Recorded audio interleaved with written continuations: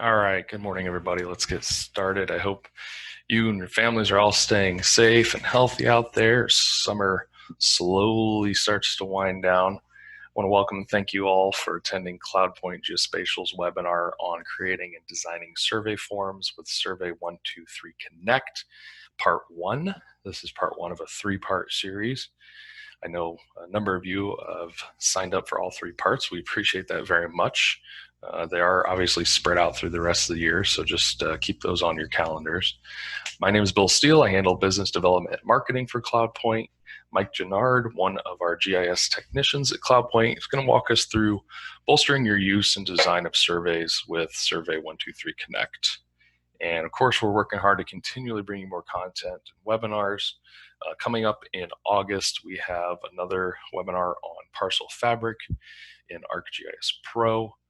And then at the end of the month, another webinar on creating maps for interior spaces with ArcGIS Indoors, which if you hadn't heard, we did just receive our indoors specialty from Esri. Just got word back yesterday or 2 days ago about that. So that'll be a good one to catch. And then, of course, like I said before, this is part one of a three-part series going over Survey123 Connect. So part 2 is in September 17th, and then part 3 is going to be November 19th. So you can visit cloudpointgeo.com/webinars to see all of our webinars that are scheduled through the rest of the year and sign up for those as well. Of course, we use Zoom for all of our webinars here. We do have chat and question and answer features here. So if you're not too familiar with it, little chat box down at the bottom if you need to shoot me a message. If you can't hear or see, something screws up, you can message us there directly if need be. Also, question and answers. We will do question and answers at the end of the webinar. You can submit those at any time. So just click that little Q&A box down at the bottom and you can submit those there. So I know some of you are very familiar with us, some of you may not be, but we work in a lot of different sectors, as you can see, public works, engineering, transportation, utilities, indoors, like I mentioned, even mapping cemeteries. And as a trusted Esri business partner, we help people drive intelligent decision-making using mapping technology. And one of those, obviously, is Survey123, Survey123 Connect. And every organization needs feedback, and whether that feedback is from people that work for you, your employees, or from the people you're providing service to, it's essential to know if you're moving in the right direction. And one of the best and easiest ways to get that feedback is to utilize clean, clear, easy to navigate surveys. And Survey123 Connect is your resource to do that. And here to tell us more about that is Mike. Take it away, Mike. All right, thank you, Bill. Let me go ahead and share my screen here.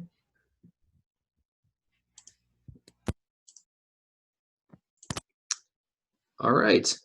Well, before we get started, just again wanted to thank everybody for joining us today for our first series, or first webinar in the series on Survey123 Connect.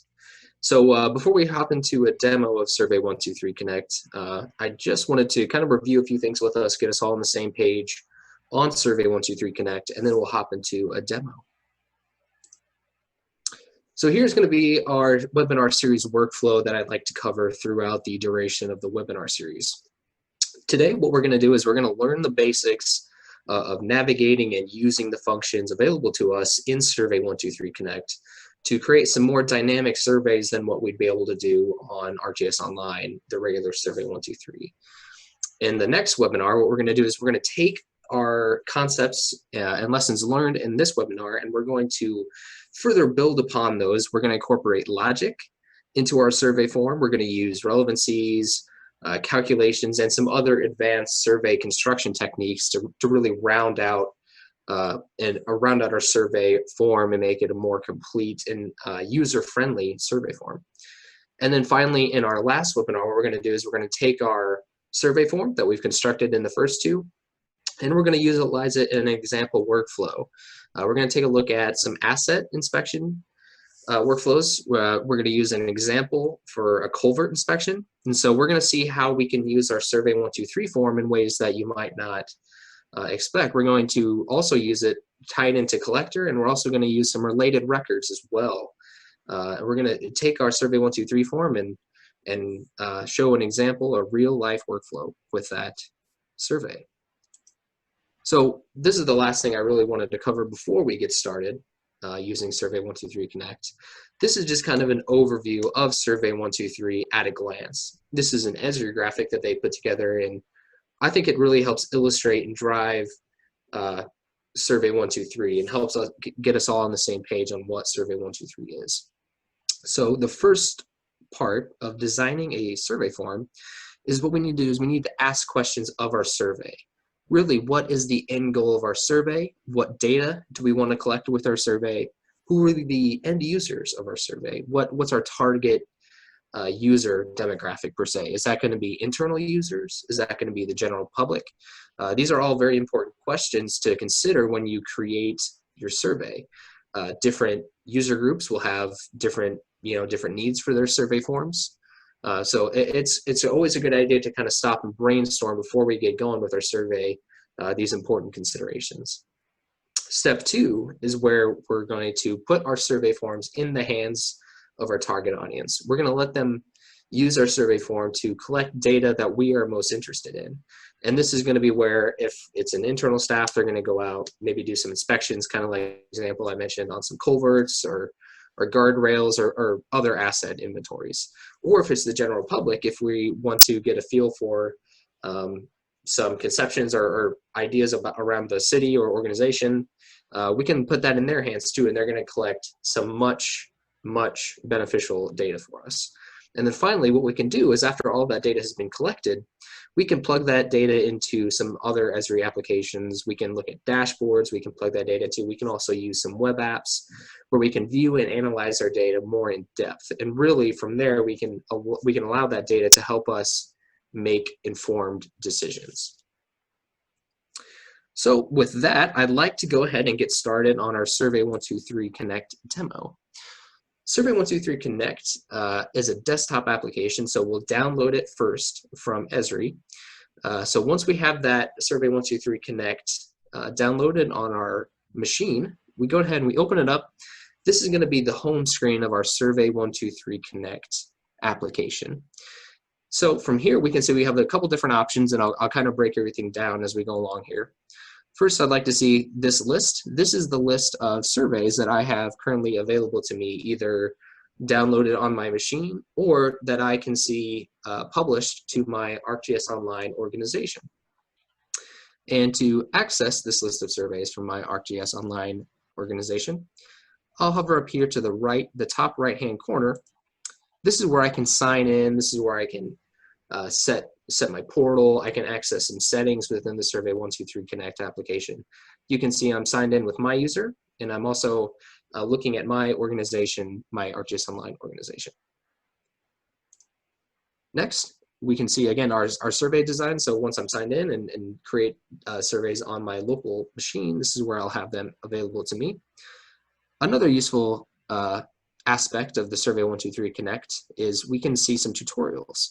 So at any point in time, if we're stuck on a particular workflow, we can't get something quite configured right, Esri has put together some basic tutorials for us to help us kind of use Survey123 Connect, which is always a helpful resource to just kind of have available to us right at our fingertips. And of course, we can also get involved in the Esri community, specifically for Survey123 Connect and other general Survey123. We can see discussions. So some other Survey123 users will be able to ask questions of other Survey123 Connect users. We can also read some helpful blogs put out by Esri staff. And we can also even stay connected socially with other Survey123 Connect users. So this is an aspect of Survey123 Connect that I have found myself kind of liking a little bit more and more kind of as I start to explore it. It's always nice to kind of have some connection too with some other users and see what other people are doing with their surveys and kind of being able to just as a user community, being able to interact with each other too is something that is always something we could strive for. So today we're going to go ahead and we're going to do our culvert inspections. This is going to be our example Survey123 Connect form that we use in the rest of our webinar series. So once we launch a survey using the Survey123 Connect, there are going to be a couple things that happen. When we go to start a new survey, it's going to ask us if we want to build it from scratch. If we want to do a blank survey, we can start new surveys also from existing feature services that we can access again through our ArcGIS Online organization once we're signed in. We can even start new surveys from existing XLS forms. Also, that's a Microsoft Excel file. So there's a couple different ways that we can create survey forms in Survey123 Connect. So what I did for our example workflow today is I took a culverts feature layer on ArcGIS Pro, and what I did on that is I created a related table for survey or culvert inspections. And with that related table, I had a certain number of fields here. We can see them listed. We have a field for asset ID, an inspection date, inspected by, and other conditional fields regarding that culvert. So what I did was I created a relationship class in ArcGIS Pro between my culverts feature layer and my related inspection table. And I published that feature class to ArcGIS Online.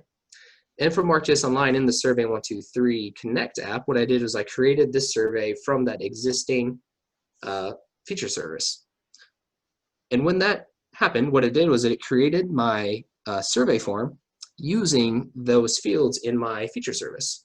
So from there, I'm able to tailor my Survey123 form from there using my fields that it found in my feature layer. So I'll go ahead and I'll kind of explain the Survey123, the XLS form a little bit here, more in depth. So this is going to be our main tool for constructing our survey. This XLS form is created again when I create a new survey, and it's going to be tied to that survey. So this is going to be all my inputs where I'm going to control what fields I see in my survey. I'm going to be able to see how those fields look. I'm going to be able to perform certain calculations or certain requirements for each one of these fields. But each one of these, again, one of these rows is going to be a question or an item in our survey. So for example, we're going to have in our survey a question about an asset ID. Again, these are fields from my related table, so every field in my related table will be a relevant item in my survey. So kind of to navigate the XLS form, if you're familiar with Microsoft Excel, that'll be handy for you because we're going to be working out of Microsoft Excel. So all of the functions available to us in Excel, we're also going to be able to use to construct our survey forms.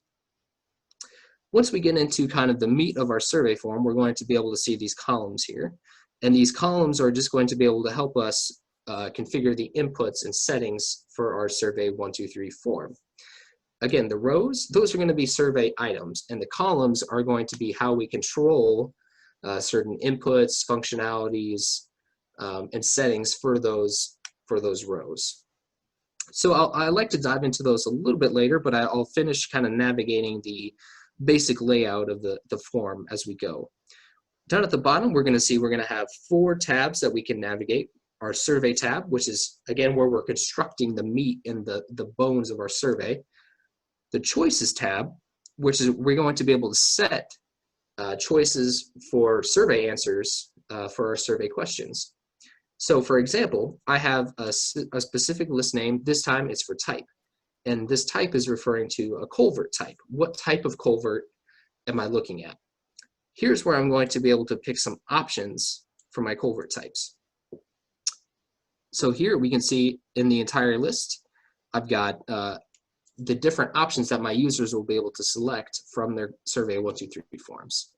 So when it comes to the culvert type question, I can have my users select concrete box, concrete metal pipe culverts, pipe arch culverts, so on and so forth. Here we can create as many lists as possible question answers as we deem fit for our survey.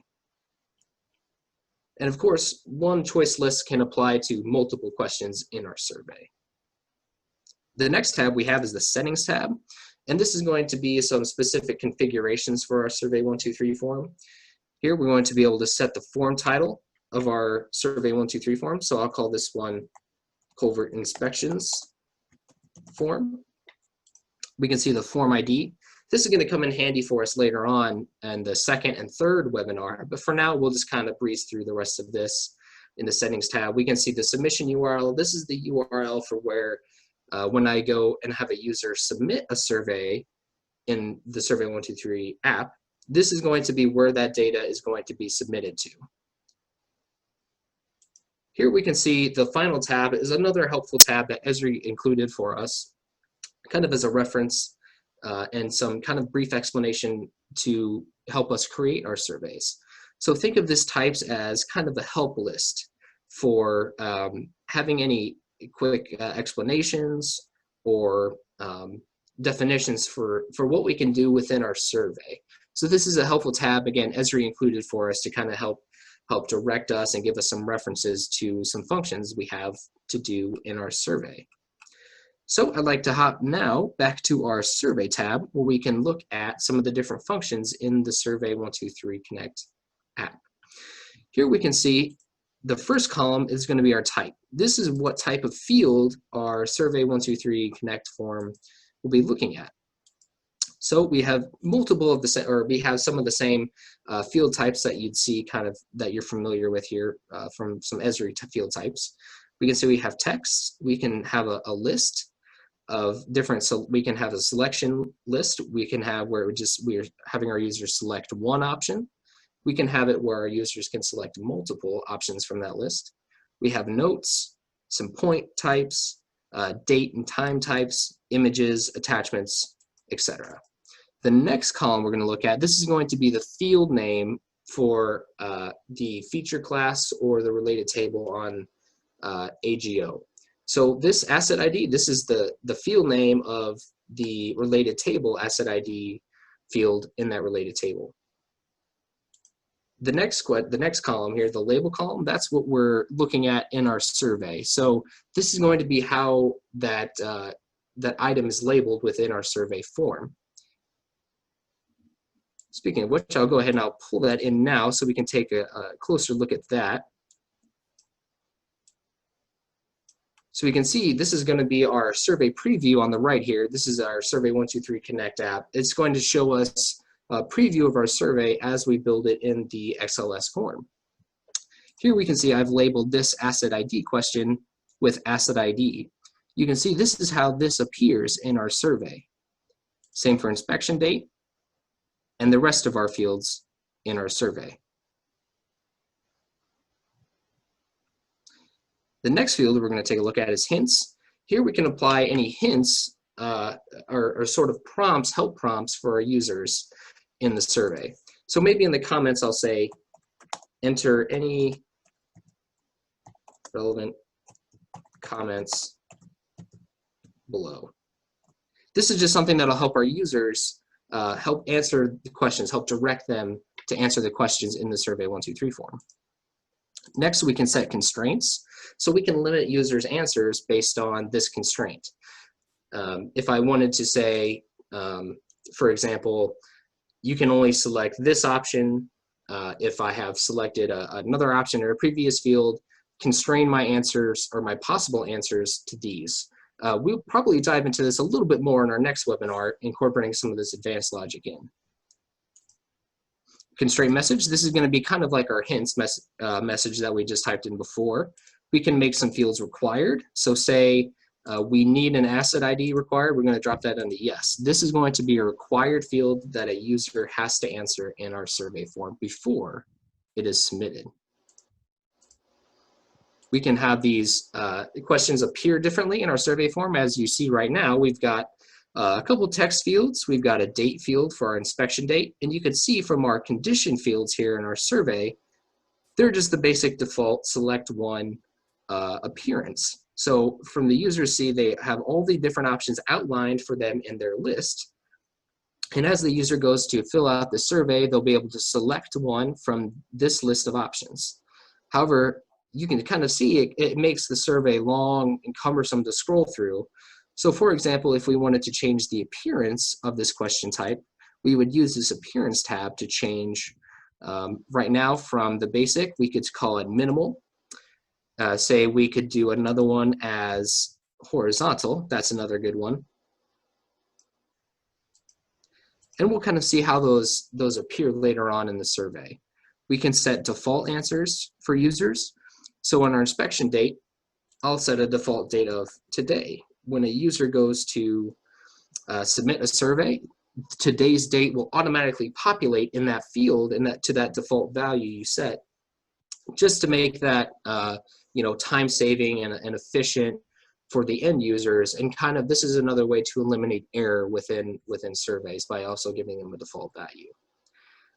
Our next tab is read only, so we can have certain fields set to read only if we don't want users to be able to change values or update field values. We can have those appear as read only. So my asset ID, I'm going to say yes. I only want my asset ID to be read only. We can send any relevancies. This is going to come in handy for our next webinar, so I won't dive into this so much, but really what this column does is this will give us the ability to make certain questions appear or hide certain questions based on our answers from previous questions. So you can see this is kind of where we start to get into some advanced Survey123 concepts, because not in all cases, not every question needs to be answered by the end user if they don't meet certain requirements or they don't meet certain inputs. Our next tab is going to be our calculation tab, and this is where we're going to be able to calculate values as well. We're going to be able to create arcade expressions, arcade formulas to be able to populate our Survey123 items with certain values. If we have some calculation fields, say we have a couple integer fields in our survey and we're going to add those together, we can create an arcade formula, an arcade expression to calculate values for our survey. The next few tabs, we can set a choice filter, again using an arcade expression. So these will be applying to certain cascading fields. Again, we might probably touch on those in some future webinars here. We can have some repeat counts, and our options when it comes to building out the survey are quite long. We can see what Esri field types, we can set certain field lengths, we can set aliases, and so on and so forth. Really, the meat of our survey is going to be here in our first few columns. This is where we're going to be able to set and change most of our survey, and the ones that most impact the end user here at the beginning of our survey form. So again, as we went through, we made some updates, we made some changes to some of these columns. Again, I added a hint for our comments question. I made the asset ID field required, and I've changed the appearance of some of our condition questions. I've also set some default values for the inspection date field to default to today, and I've made our asset ID field read only. So once we've gone through and we've made some updates in our survey to our survey form using our XLS form, when I want to update my survey, I'll simply click Save, and you can see real time that's going to update our survey form. Now I'd like to point out some of the changes we made in our survey form. So here we can see the asset ID with this asterisk is now a required field, and when it's read-only, you can see I can no longer input a value into my asset ID. Again, read-only, the end user is not going to be able to edit their value. Since I made today's inspection date default to today's date, we can see that automatically populates when the survey form is entered and opened up. We can see it's automatically going to default to today's date. We have our inspected by field where I could say I am the user performing this example culvert inspection. And I changed the appearance of some of our fields here. So our structural condition field, where as it looked like the default select one field type appearance before, like our scour condition, you remember it's just kind of a vertical, here's my options that I've defined in my select one list. They're just going to appear as values here. But what I've done is I've changed the appearance of it. So now it's a horizontal field where I can see those same values, but they're minimal, they're condensed. So they're not taking as much space in my survey form. So now I can see, I can select the same dropdowns, the same list options, but again, it's taking up less space in my survey form.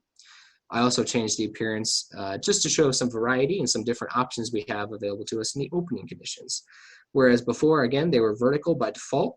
Here I've changed them so that they're horizontal. So again, same options, same choice list selections, but they just appear in the survey differently according to how we set the appearance.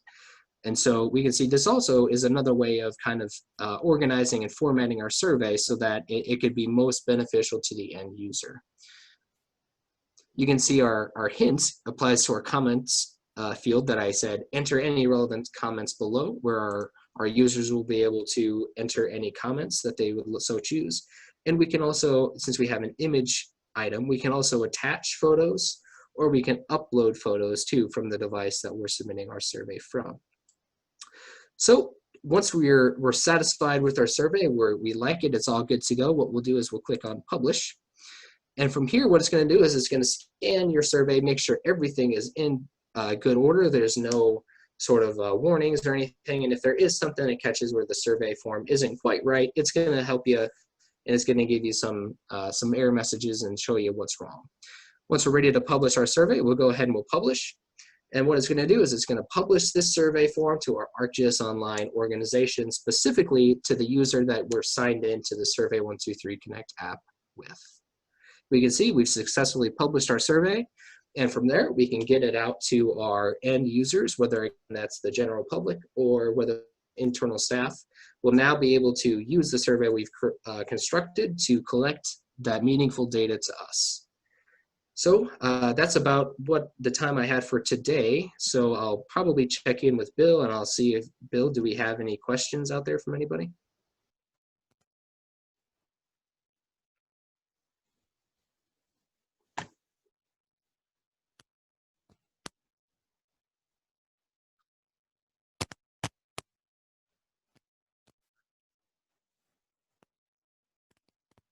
Oh, sorry about that. I was muted.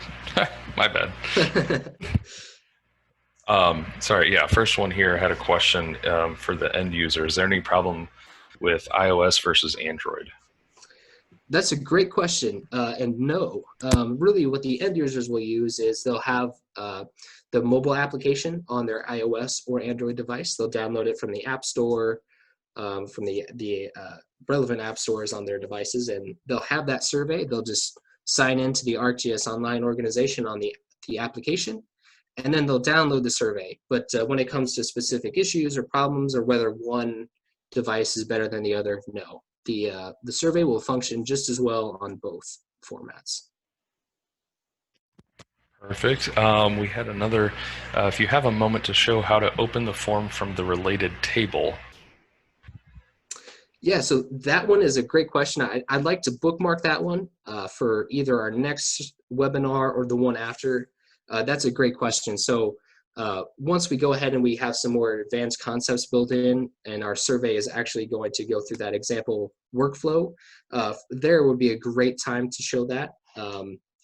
But for today's webinar, I'd really like to bookmark that question and revisit that one. Great question, though. Great question. Let's see. Don't have any in right at the moment. We might have another one or two. Oh, there we go. Is there a way to create survey using the app form but not connect XLSF form? Yeah, so there's the Survey123 application that we can access from ArcGIS Online. And so from there, you can create a real basic survey without having to navigate through the XLS form. But when you do that on ArcGIS Online, the functions and the formats of the survey that you create will be limited to some real basic functions that you won't be able to really kind of customize your survey and build in some more advanced stuff like you would here in Survey123 Connect. But yes, you are definitely not limited to Survey123 Connect to build your surveys. Perfect. Well, guys, I think that about does it for our time. I'm going to share back over with some contact information here. So again, thank you all very much for attending this first part in our three-part series on using Survey123 Connect and building, designing surveys. For more information, you can always go to cloudpointgeo.com, specifically cloudpointgeo.com/contact to get in touch with myself and or Mike about more information as to how we can help your organization utilize Survey123 Connect and utilize the feedback that you can get from that. My email's up there, my phone, office here, 877-377-8124. We're always available. Of course, we're all over social media, so search for us out there. And be on the lookout. I like to send a survey out after the fact, so be on the lookout for the survey. If you guys can complete that and return it, that'd be great. And then I will also send you, once we get the recording clipped, uploaded to our YouTube channel, everyone that attended, I will send you a link so that you can view this recording again.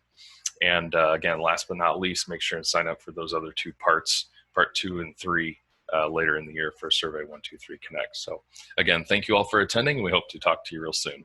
Thanks a lot.